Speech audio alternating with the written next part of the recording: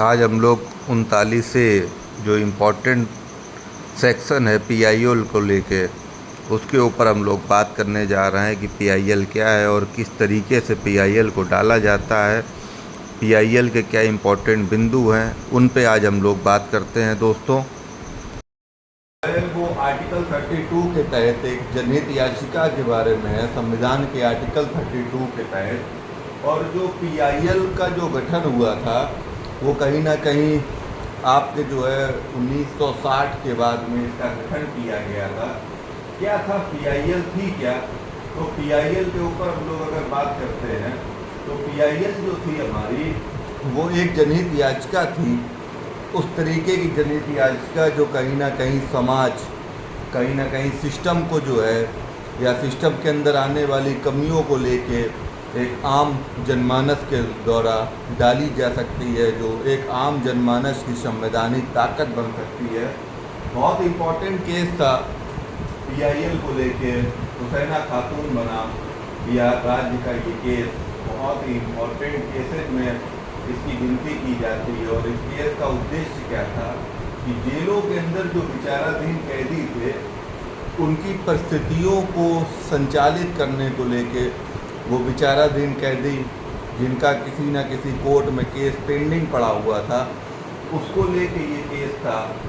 और उसके बाद में हमारे जो है एसपी गुप्ता बनाम भारत संघ का जो केस था 1981 में, ये भी जो है उसी को लेके था कि यहाँ पर इन्होंने कहा था कि एक आंदोलन के तौर पर इसको देखा गया इस केस को। रीज़न ये रहा कि ये वो केसेस थे, ये वो लोग थे जिन्होंने सिस्टम के अंदर पीआईएल को दाखिल किया और संवैधानिक चीज़ों में बड़ा परिवर्तन किया। क्या है? मानवाधिकार और मौलिक अधिकारों के पीआईएल का मेन उद्देश्य जो होता है वो मानवाधिकार, ह्यूमन राइट कमीशन और मौलिक अधिकार जो होते हैं आपके, उनको किस तरीके से काम करना चाहिए, किस तरीके से उनको सुनिश्चित किया जाए, उसको लेके पीआईएल थी।